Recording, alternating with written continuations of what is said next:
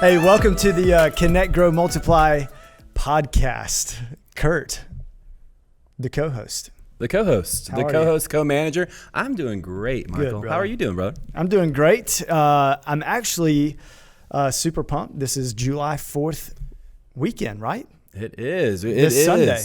It's coming on up. a Sunday, I know. which is kind of cool. Man, that's exciting. Man, happy birthday to America. Yeah, I love 4th of July. A lot of good memories. Those that know me well would know that I'm not the biggest fan fireworks? No, I like fireworks, but I don't love the America? outside. Oh, outside. That's where I was landing. So growing up, my family, we had a river house that we would spend almost every 4th of July at. And so we would go out, and this river house is a little more rough around the edges, right? No air conditioning. It was pretty much screen walls with a tin roof, and awesome when it rains. But we would go out and play in the river, and my dad would smoke briskets, and we would shoot off fireworks. It was always it was awesome. Fun. And then I would inevitably get super sunburned, and fire ants were attracted to me, and I just had a horrible experience most times. And so I like indoors activities, like watching, my favorite Independence Day movie with Will Smith. Seriously? Independence Day? That's your favorite movie? No, it's not my favorite movie, but it's a classic to watch on the 4th of July. Okay. I'm not going to share my favorite.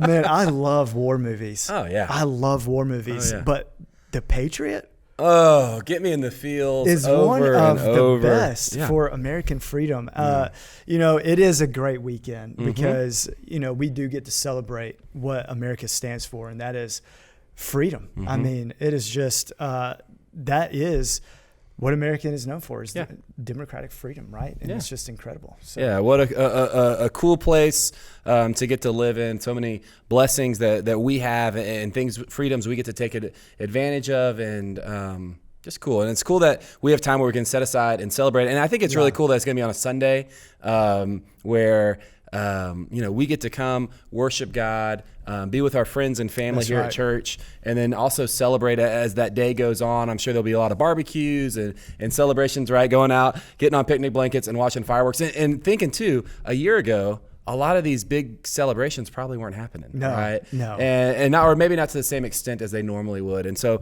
very cool to be in 2021 and have that happen. And July 4th is going to be a special Sunday here at Green Acres. Absolutely. We're going to have Celebrate Freedom here. Yep. And we are all going to be together under one roof. Another family gathering service. Another family gathering. But, one of the things that is great about July 4th is, we get to celebrate independence here in America, but knowing that around the world that you can have freedom because of who Jesus is. Absolutely. Is that Jesus came to free the captive. Yep. And I love that we get to be reminded of that on July 4th, that not only do we get to enjoy the freedoms here in America, but we get to enjoy the freedom that is found in Jesus Christ, the freedom from our sin. But that's for another sermon, another day, all right? Yeah. Because today we're talking about what? Well, we are wrapping up our series, What's the Church to Do? And, we touched on a few weeks ago, cancel culture, and we addressed that. And then we looked into the divided nation, and where we find ourselves as Christians living in a country that is so not unified, right? Yeah. We pick not different unified topics. Is also known as disunity. Divided. I don't know. I was just trying to make fun of you. Every week. Every week. We love it. Just poke fun at Chip. Yeah. And as we get to the landing here for this week, and we were preparing our notes for this, something I wanted to touch on in the church's response to this. We have been seeing a decline in the prevalence of Christianity here in America, but also in membership and engagement by the church. And so the title of this episode is The Big Exit. And what I hope for us to unpack as we discuss is, is there actually an exit occurring? And how should the church be responding, even if it is just a not rumor is not the right word, but like just a maybe opinion that may not be overly founded. But how does the church respond to this idea of people not being as engaged in Christianity, or people saying, hey, this church thing, that's not for me, I'm going this direction? And so that's where I hope for us to land. And so over we look at recent history. Gallup put out an interesting statistic just a little while ago in March, talking about that church membership here in the U.S. is no longer the majority for the first time. Yeah. Like that people's engagement in church, it has always been above that 50% line. Like more than half the population would be engaged in church. And for the first time, and I want to say, I really think it was March, it's dipped now below 50% for the first time. Yeah. And in some ways that's alarming. Since when? It's 1937, right? That's when they first started measuring this, Gallup. And then it was 73%. And then it went to the top end of that was 76%. Yeah. And that was in around 45, but that was coming off the end of the war when church kind of jumped up again. Yeah. All these soldiers came home. They came and back. there was a reprioritization of the family saying, hey, we are going to focus on these values. Yeah. And for some people, right, we think maybe our grandparents too, like they would look at this, our parents and grandparents as almost a golden age for America, right? Like, you have the baby boomers happening. You have, America as a world power that is respected around the globe for how all that transpired in the World Wars, World War I and World War II, and coming out to economic success. And coinciding with that was the church was really growing, and the church, at least statistically, in terms of how many people were engaged in it, that were thriving. But that's not necessarily what we're seeing today. Yeah. And so just to be clear, for the first time, you said below 50%, but it's like right at 47%, I think is what Gallup said on that poll. And, to a degree, it is alarming. But, if you were to break down Gallup's polling process and what they're measuring all associations with any type of faith. Yeah. So this is going to include Muslim. This is going to include Jewish faith. This is going to include Catholicism as well. So it's not just this mainstream, mainline Protestant measurement, because if you get into the nitty-gritty of, Baptist, Protestant faith, you would see a difference in the poll. Yeah. So whereas you do see an overall disassociation with faith at large, according to Gallup, I would say that within the evangelical church, it's actually on the rise to a degree. And I think there are a lot of polls that have suggested that even within the Protestant evangelical faith, that they have shown trends that are in the opposite direction of worldwide faith associations. So I would, so it is alarming to a degree, but it is also encouraging because we know that the harvest is plentiful. Yeah.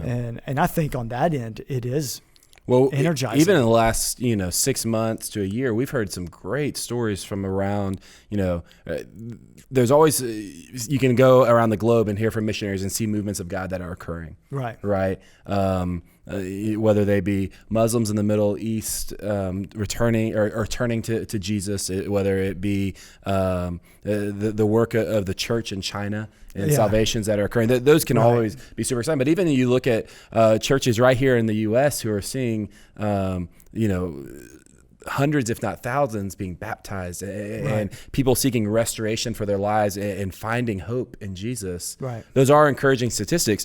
But even in our context, though. Yeah. I mean, we, over the past year, we're actually up in church membership, in attendance, in new members, baptisms, salvations, and all of those measurements. Our local context here in Tyler, Texas, is up. And so I think that that's an encouragement as well. Yeah, correct me if I'm wrong. Didn't I hear we are over 1,000 new visitors we've had over the last year? Yeah. Like that's tremendous. That does say just the 1,200 mark of just new visitors who have come through the church. Yeah. Which really talks to the point that even though there's a decline in faith, there's an increase in search. And I think that with where America is, because with the division. We talked about this in our last episode as far as divided America and the division, the polarization of, topics and all of these things that are taking place. I think it's causing people to search at a deeper level for them personally. And I think it's drawing people. I think God is using this to draw in people to himself. Yeah, absolutely. Well, but I do want to maybe, look at something in that Barna article, or sorry, not Barna, the Gallup poll. Yeah. Sorry. Well, Barna is the other one that I was talking about, though, and I can't reference the exact numbers, but it was Barna, so we can research that and post it later. Gallup, in that article, they talked about that while church membership is no longer the majority, and they showed some of the declining figures, but what was also maybe not alarming, but something to consider is more people are identifying one either as atheist or as agnostic than ever before. Yeah. And to me, when I hear that, and I, by any means, if you're listening to this podcast or viewing and you would say, hey, yeah, I am an atheist or I am an agnostic, I know everyone's situation is unique. Every circumstance is different. But one of the things that I have found commonality in having those conversations, faith brings a lot of hope to people. Yeah. A belief in God, you can go through the psychology of it, but there is, if you believe in a religion, if you place your faith in something, there tends to be an association with that of, hey, I have hope in something. Right. And I think that it's somewhat heartbreaking if we see a rise in agnosticism and atheism, that would tell me there's also a rise in hopelessness. Absolutely. And I see that in student context. So think about that Gallup poll that we're referencing, as far as the decline, 47%. So there is a decrease in faith affiliation, but there is a increase in mental health crises. Yeah. And so that's exactly what you're talking about, because we say hopelessness as this faith term or hopelessness as in this theoretical, hypothetical term. But hopelessness plays itself out in mental health in so many ways. Yeah. You're talking depression, you're talking about anxiety, you're talking about all sorts of different issues that come with a crisis of faith, and which is because of that crisis of hopelessness. Yeah, it's so good. Well, okay, here's a term, and this is somewhat shifting, and I am going to go to Barna now. So Barna in 2019 put out a poll that said 64% of adults 18 to 29 are leaving the church. Yeah. In that context, that Barna poll is here in the U.S., the U.S. church. 18 to 29-year-olds, 64% of them. That is specific to the U.S. church? Okay, yeah. 18 to 29-year-olds who have grown up in church are leaving at 64%. And so this falls under a category that has been termed ex-evangelicals. Yeah. It falls within that discussion. So ex-evangelical would be someone who says, hey, I may believe in the church, but I don't agree with the evangelical church. And so where they're saying is, hey, I've got to distance myself from this. And some of their reasonings, the reasons I've heard from people who've claimed to be an ex-evangelical is, hey, I don't agree with the political support I've seen from of evangelicals. I don't agree with how they've handled race and gender issues. I don't believe in how they feel exclusive to the LGBTQ community. And so they've said, hey, I'm going to distance myself. I'm not saying I don't agree with God, but I'm going to distance myself from the church. Right. And then in that context of, hey, 64% are saying, hey, I'm just out of the church altogether. I do think there is something to these young adults and the church needing to have a response to their concerns. Yeah. Because I think their concerns, I don't want to say they're invalid. It's not that they just made up. The people feel strongly about this, that, hey, the church has not addressed gender issues right. Hey, the church has not addressed race issues properly, at least in their opinion. Hey, the church has found themselves too politically aligned in some of our election years, and so I can't be associated with that. How does the church start the process of this, I hate to say winning them back over, but properly communicating truth? How do we start? Well, you don't want to say winning them back, but at the same time, that's exactly what it is because we know that they're for their spiritual well-being, that you have to be a part of the local church. Yeah. Here is an interesting understanding is that this was a 2019 study, you said? Yeah, is so that 2 correct? years ago. Yeah. Okay, but this has been going on since really, before 2000. This has been a phenomenon that we've been watching as evangelicals over the last 2 decades. Yeah. And so this isn't necessarily new. The problem is that we have recognized it. We have attempted to correct it, and we still have not, because we're still at 64% of that 18 to 29 young range. adult age. Yeah. So reaching young adults is known as a problem of relevancy and a problem of cultural misrepresentation or cultural misunderstanding. I think that there's also a misunderstanding from that group, and I'm not too far from that group, but You're a young guy. Yeah. I admit that. I'd like to say we both are young guys. But one of us is older. Yeah, but only by a year though. Yeah, sure. Chip, don't worry about it. But there's a misunderstanding in what church membership really is and what it's about. I do find that in that 35 to 45 age gap, and within that age frame, is people begin to turn back rather quickly. And we can talk about the nuances of why. I think that would be another podcast episode, just to be honest. But within that group that are the ex-evangelicals, they have a misunderstanding of true church membership, because church membership can be classified in a negative sense as you're a part of a club of some sort. This is where you go to pay your dues. Yeah. This is where you go to hang out with people. And really, healthy church membership is about a participation through connection to Jesus, his church, and growth in the likeness of Jesus. Yeah. So when we disassociate our understanding of church membership,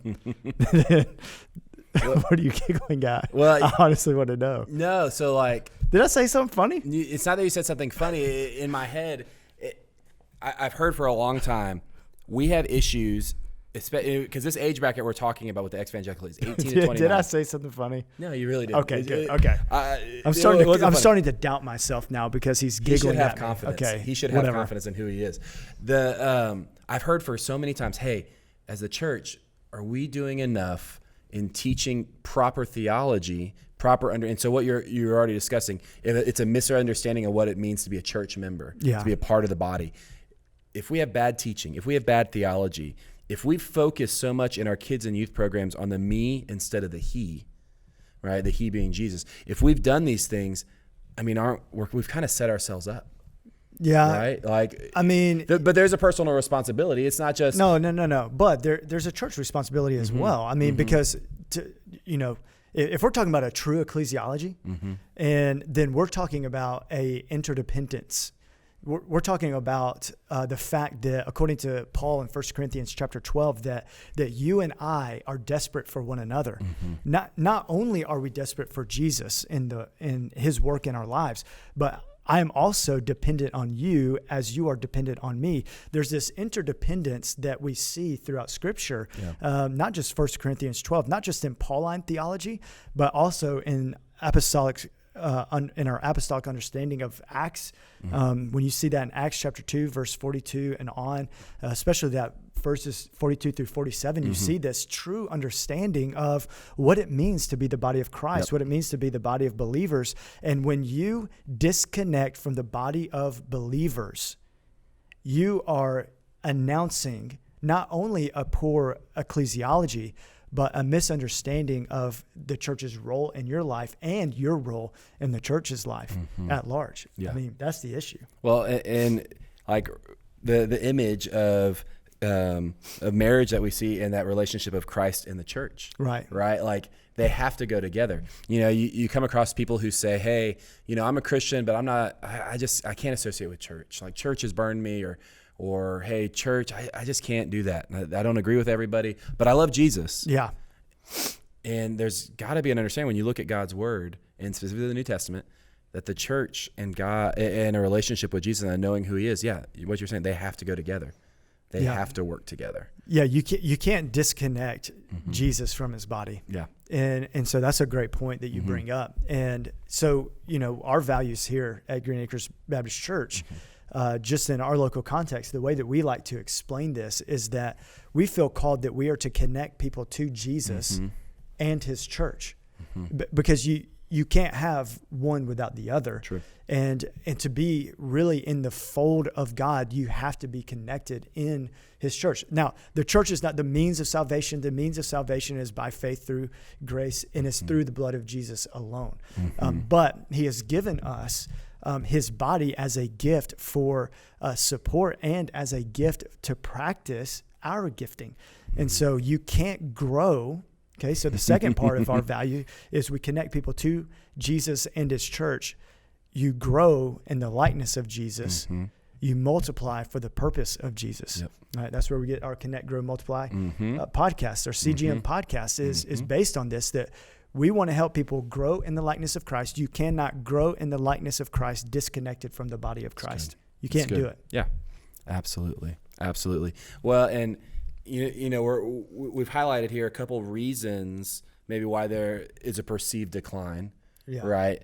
But every situation is unique. Yeah. Why one person walks away from the church is not going to be the exact same way another person has left the church. And I want to say to our viewers, our listeners, if you've got, whether it be a family member, a son, a daughter, a cousin, a parent, a close friend who at one point was engaged in the church and has said, hey, I just can't do this, whether they were wronged by the church, by people in the church. Let me clarify that, right? There was some conflict or something that went on, or they've walked away. Maybe it was due to sin or different things. Those people are not lost without hope. Yeah. Right. And as an individual, you pray for that person. You get on your hands and knees and you pray that God would move. Yeah. But you are also continually seeking to extend grace and love to that person and to bring them back. I mean, that's the parable of the lost sheep, right? I mean, if Jesus leaves the 99 to go after the one, that's a model for us in our approach to those who are far from God, to those who have maybe left the church to a degree, or for a season they are not attending church. What we need to understand is that this is a discipleship issue that we need to be on guard for, so that we can go after those who are walking away from the church. Because if we know that we can only grow with the church, then we should be heavily pursuing those who are not connected to the church. And, so Jesus models that. We see that with the parable of the lost coin, parable of the lost sheep, and all of these things, that there should be a pursuit in us, that we go after people who are lost and who are walking separate from the church. That should be ingrained in every believer. Yeah, absolutely. Well, and, a personal context for me, Michael, I don't know if I've actually shared this with you. So my brother faced this in his life. When he hit 18, and he grew up in the church like me, right? Parents are involved, engaged, there on Sundays, there on Wednesdays, the gospel very centered in our household. But when my brother hit around 18, started making some choices and went down a different path.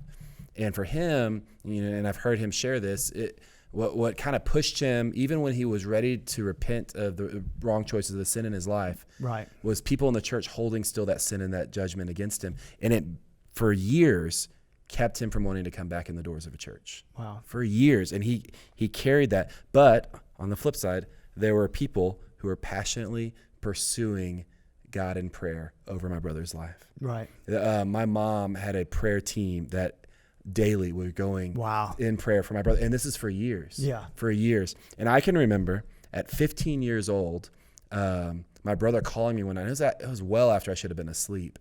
And there was just a crazy situation happened, but I can remember the conversation we had, and I prayed with him on the phone. My brother was about 10 years older than me.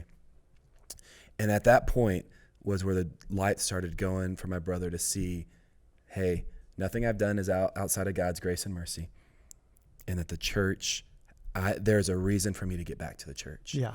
And over the years that followed, I've gotten to see my brother play out now as a leader and an influencer in the congregation he's a part of, him and his family. Since then, God has restored his life. Man, how incredible is that? With an amazing wife and 2 beautiful daughters. And I've gotten to see in my own family this, what we're talking about, play out. Yes. Of someone who what felt like they couldn't be a part of the church and left and felt like their sin was not forgivable or not appropriate to be back within the walls of a church, and God redeeming that. Isn't that the message of the gospel? I mean, that's the entire pursuit of Jesus while he was here on earth, and why he gave this commission to the apostles and to the church and to every believer. This is what the Great Commission is about, is to go and seek and help share the gospel with those who are far from God. And here's the thing. God is in the restoration business.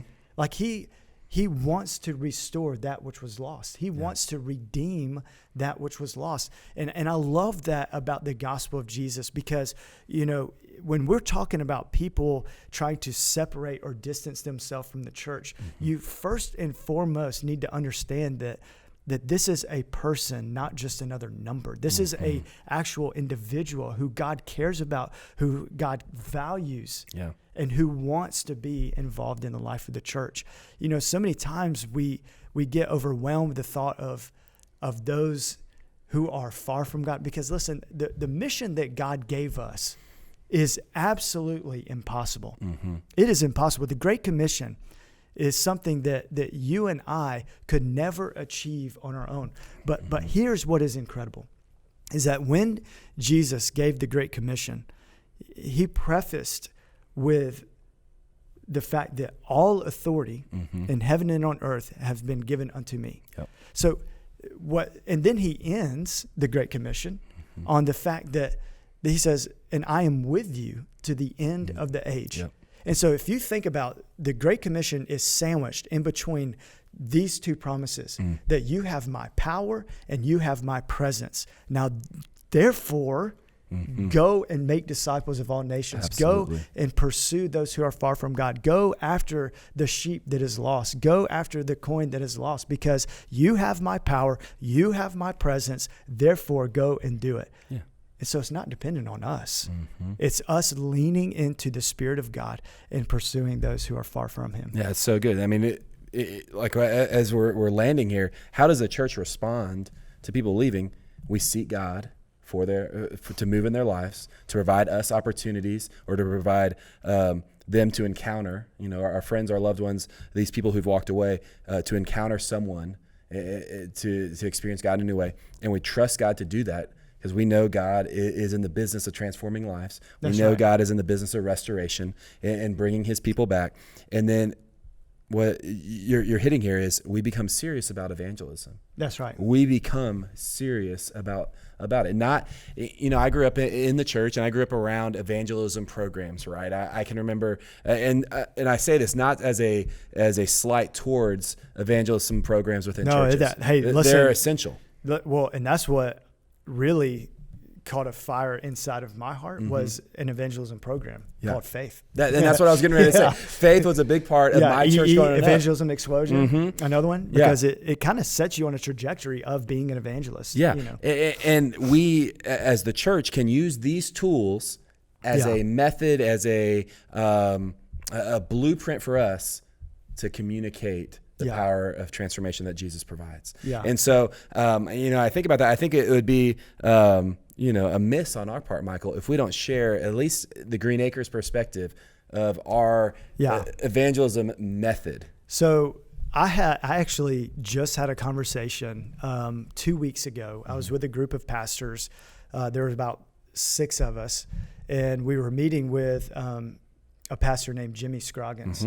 Jimmy Scroggins invented the 3 circles of evangelism. You know, those of you that are familiar with that, it's an incredible tool. That's the tool that our church adopted. I'll get there in a second. But so we were asking Jimmy about,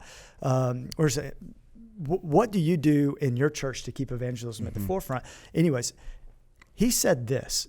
He said, there are incredible tools out there. I mean, it'd be easy for Jimmy to say, hey, listen, this is the best one, the three circles. Let me just plug in. That. He didn't say that. I mean, the Roman road is great. Evangelism explosion is great. Faith is great. That's what I learned on is faith is how to share the gospel. But what he said was so valuable. He said, it doesn't matter which tool you choose, just choose one. Okay, so adopt one for your church. If you're going to do faith, do faith. If you're going to do EE, do EE. But for us, what we have found is that the three circles is the tool that we have adopted. Because here's what is incredible about the three circles is that my daughter, who is 11, she can share the three circles right now on a piece of paper. My daughter, who is 7, she can share the three circles on a piece of paper.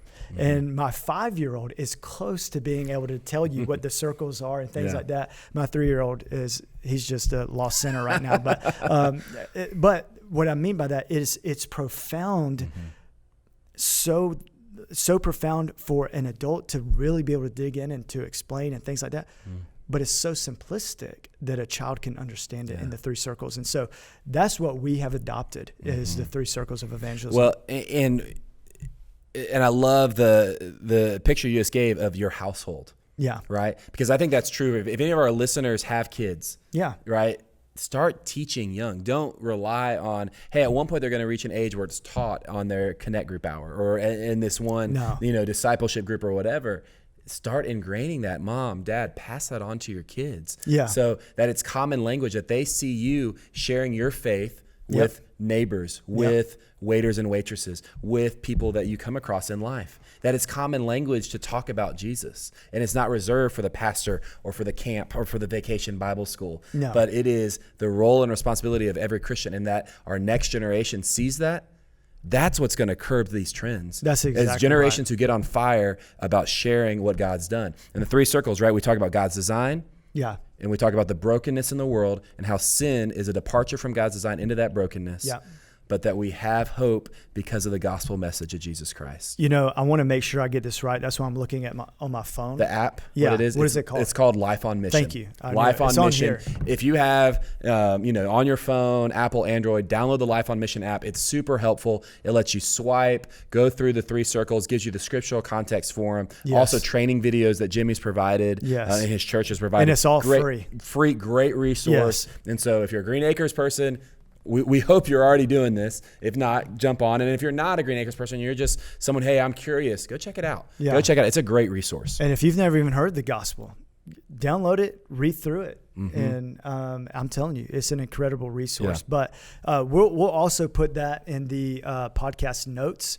And we will also put a link on here for you, so you can click right here on Kurt's nose, and that'll take you to the three circles. What if that worked in real life? Like people just Sunday at church are going to come up to me and like 4th of July, everyone's wearing red, white, and blue, and they just go pop and bump me on the nose, thinking. I think we're not far from that technology. And it's just going to spot. I'm just going to spout out the three circles. I'm actually working on it in That's my great. lab in the basement right That's now. Super fun for me. But it's only for Kurt's nose. Social distancing. Come on. Hey, as we come to a close here, I want to be sensitive to one thing. I know that many people, you either personally are a story of walking away from the faith and maybe coming back into the fold. Maybe you're a parent who you're experiencing that, like what you were just talking about with your brother. I mean, your mom and dad went through that. I know that there are listeners who are walking through that right now. I just want you to know that there's hope. And that God is always in the restoration business, and He has not forgotten you. He sees you where you are, and He hears your prayers. And I just wanted to say that, just to remind those who are listening. And if they have a prayer request, if they want to add their whoever there is coming to their mind, if they want to have a prayer request, can't we do that online? Don't we have that on gabc.org where you can just hit connect? If you go to gabc.org, there is an opportunity, a spot on our website where you can hit connect and go and get connected in with a minister and submit your prayer request, submit, hey, this is what I'm going through. Obviously you could direct message us on any of our social media accounts. But we're actually going to put that link right here on Kurt's nose. I'm right kidding. there. It's going to be right below. Yeah. Okay. But honestly, there are people here at our church who will pray for you, whether you're a Green Acres person, whether you live Doesn't in matter. Tyler. We don't care where you're dialing in from. We have people who will pray with you, who will want to talk and communicate. If that's what you'd like, we can talk and we can journey with you. Yeah. Because we're about seeing lives transformed. That's and it. we want to be messengers of the hope that Jesus has given us. That's it. That's hey, awesome. we're so glad that you tuned in this week, and we look forward to next week. Mm-hmm. And once again, subscribe. Yeah. Subscribe, click the Share. button, share. Make sure you hit the bell and get those notifications. That's right. And we can't wait to do it again next week. Hey, Take we care. love you. Hey, thanks for listening to today's episode and joining in on our conversation. If you liked what you heard or you want to know more about Green Acres, go check out our website at gabc.org or follow us on Instagram at gabc_Tyler. Have a great day.